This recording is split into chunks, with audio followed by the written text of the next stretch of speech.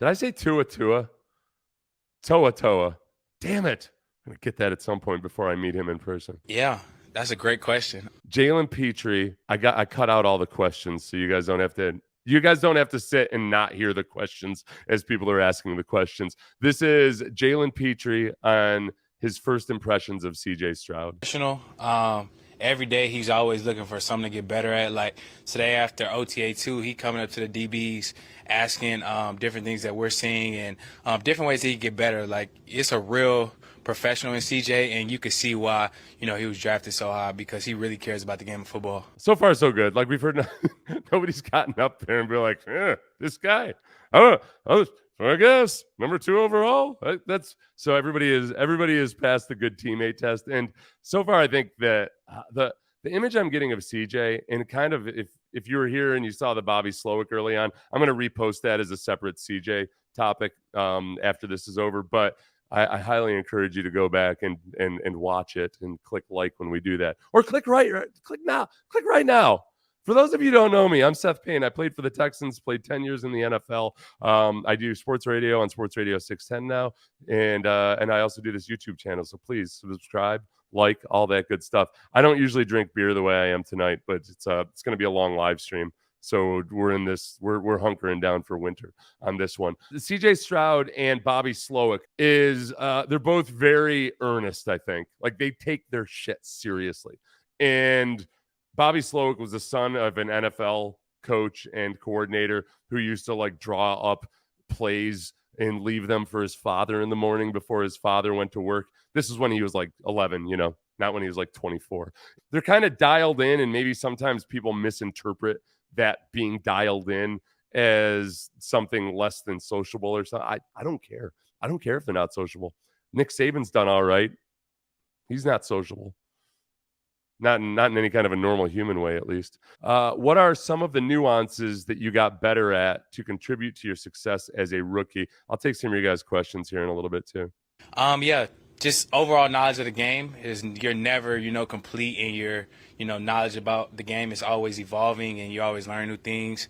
And just leadership, I want to be a guy that the team could, use in hard times. And, I'm just trying to step up in that role. And if people know about Jalen Pitre, the cool thing about his story, and again, like there's kind of a theme growing over these last couple of years of they're almost like guys that you'd feel comfortable with your daughter marrying because they tend to stick around. Like Jalen Pitre stayed at Baylor through a coaching change, everybody else is bolting through the other issues too.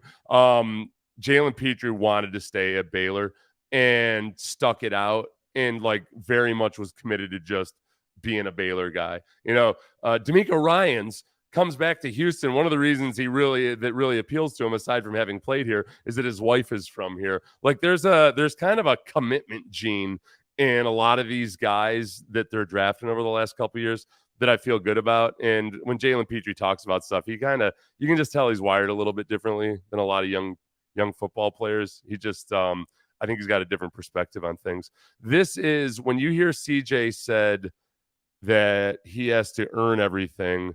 What do you think about that comment from your quarterback? Oh, yeah, it just shows that he's a true competitor. A guy that wants to work and a guy that wants to, compete at everything. You can hear that in his voice, and, I'm happy that he's on my team. Yeah, for those of you who missed that, CJ basically just, when asked about running with the twos, he said he doesn't care. That's what right now it's all about getting better. And I don't know if that, CJ's good at putting a chip on his shoulder. I've got a chip on my shoulder now on behalf of CJ. I don't think he probably looks at this current status as a chip on his shoulder as much as a challenge. The way they're handling the depth chart right now, I think, is the way they've handled it in San Francisco and elsewhere. And I think it was the plan coming in. They probably told CJ early on that this is how it's going to be. So this isn't any kind of a reflection on CJ, the person or player. It's just how they're going to handle a rookie during minicamp. In your words, what is the difference between last year's defense and this year's defense? Yeah, that's a great question. A lot of I just like that first part. That's a great question. Familiar faces, but I would just say new energy. There is a couple new faces, and obviously we have a new coach and a new defensive staff, so I would just say new energy. New energy. I'm good with that. That's I think it's the name of a stadium somewhere, but otherwise I'm good with that. If I'm not going to get flagged for trademark violation, this Google Gestapo coming after me. A new energy for sure. I think that there's one thing I've noticed about D'Amico is, and this is funny.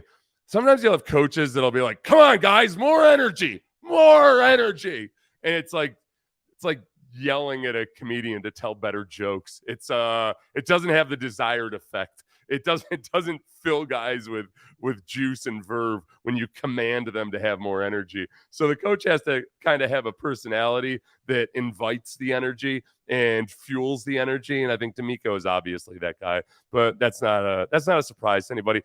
What's the difference in you going from year one to year two, just approaching the OTA, which by the way stands for organized team activity? It's a common question we get. Approaching the OTA with some experience. I'm trying to be more vocal and just be that fun guy on the team, be a guy that you could look at for the energy. Like, I'm just trying to be a guy that is, positive out there on the field. Yeah, and I think that's what he is. He talks a little bit more in a minute, I believe, about some of the technical things he needs to improve on.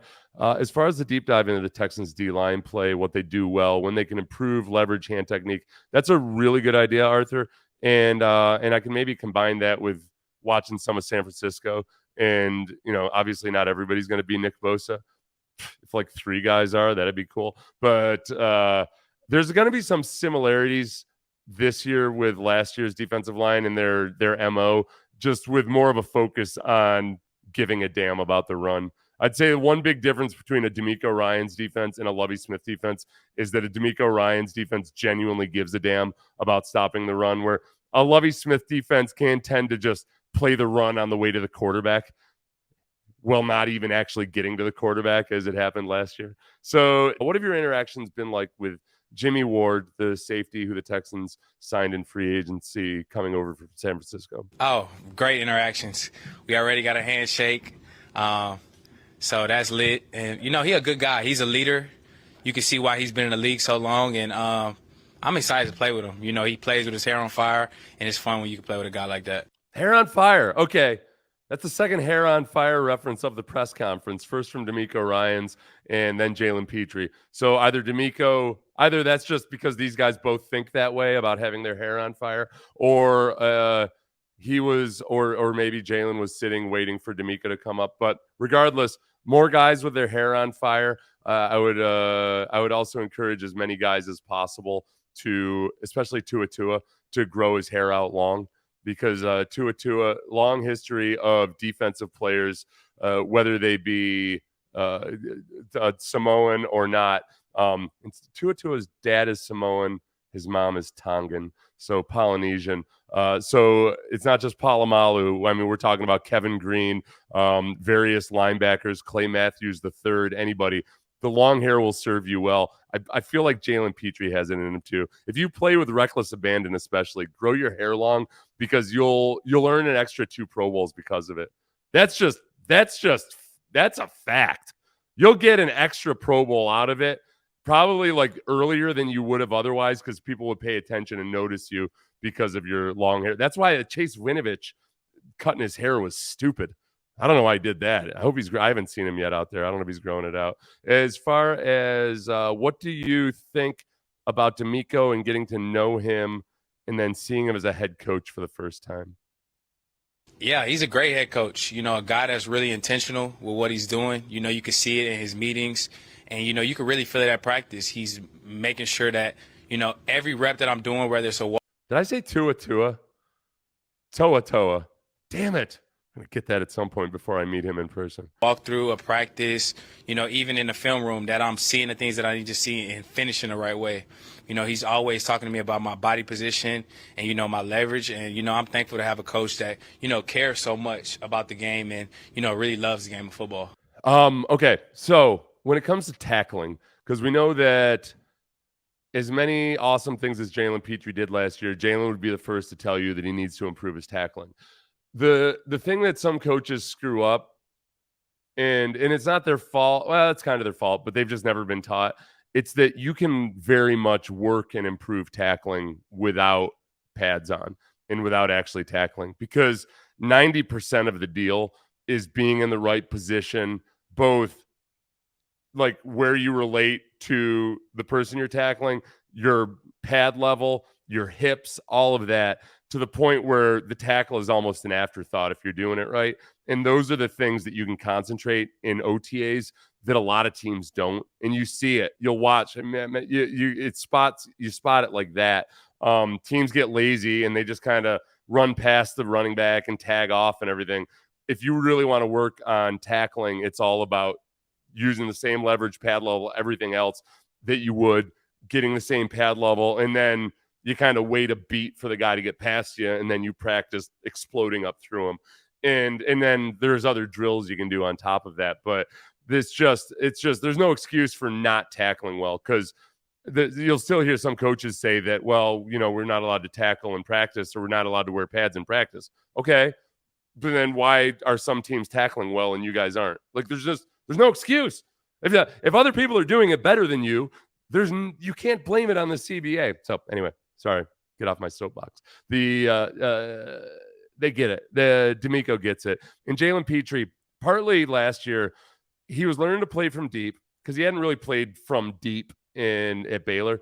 And he was also flying up and a lot of times having to tackle in the open field without getting any actual support from anybody else on the front seven because the run defense was so bad. So I think he'll be better because hopefully better support from the guys around him, and then also just with emphasis from D'Amico, a better feel for how to play safety from deep instead of he was like a linebacker who could play slot in college more so than a true deep safety. Now he'll be playing all over the field.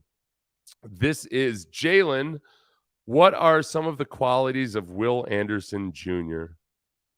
It's a guy that's used to just making plays, and I love to be around that type of energy. Okay, simple enough. Yeah, energy again. Next one. As you self-scout your rookie year, what are some things you like or some things you think you can do to be much better? Boy, whoever asked it said to be much better. Oh, geez, buddy. Oh, yeah, the biggest thing I would say is my patience. I feel like I developed good patience throughout the year, but it's also one of those things that you could, never perfect. So I'm, trying to build on that and try to just slow my eyes down, and that'll allow me to play faster and make those plays that need to be made. Oh, that's interesting. Slow my eyes down, patience, not jumping routes, kind of diagnosing things and letting it come to you as a safety. And it's funny when you I love to listen to the defensive backs talk about just even transitioning from zone to man. It's all about the eyes. You got zone eyes and man eyes. What you're doing and what you're keying on in the backfield, what you're looking at with formations. And it really is, for safeties, it's almost like a video game where you're just like, you start to feel the rhythm and the flow of how the offense comes at you. And he's a really bright kid and he gives a damn. So it's going to come to him. I'm excited about what he could do in this defense. They had Tufanga. This is going to be the night of me butchering Polynesian names.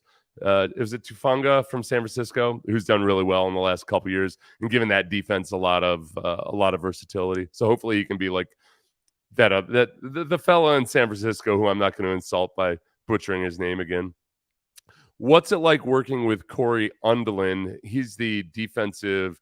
They call him a defensive passing coordinator, which sounds weird, but that's a thing these days. What's it like working with Corey Undelin? What are the differences you see and how they're going to work with you? Oh, I love Corey. He's in the meetings. He's very interactive, and he knows a lot about the game of football as a whole, but especially about the secondary. He's a guy that in the meeting room, he's not going to let anything slide, and he's going to make sure that every detail is, said in the meeting room, making sure that we get everything, squared away. Yeah, and I do like, not that I'm opposed to a passing coordinator. I like the idea of just, like you see it with CJ. They've got a lot of eyeballs on CJ right now, which is a good thing. That's what they've done with Trevor Lawrence. Trevor Lawrence over there between Doug Peterson and their offensive staff, they've got a lot of guys with NFL experience, with a lot of NFL experience working with Trevor Lawrence, and you don't want to get into a situation where you got too many Chiefs and not enough Indians, but they very much like can attack problems and help him along that way. And I think that's what they're trying to do with CJ Stroud. I mean, Bill Lazor is out there. They've got Gerard Johnson, obviously, and Bobby Slowick himself, plus a passing coordinator. They got a lot of dudes out there to be a resource for CJ Stroud. That is it for Jalen Pitre.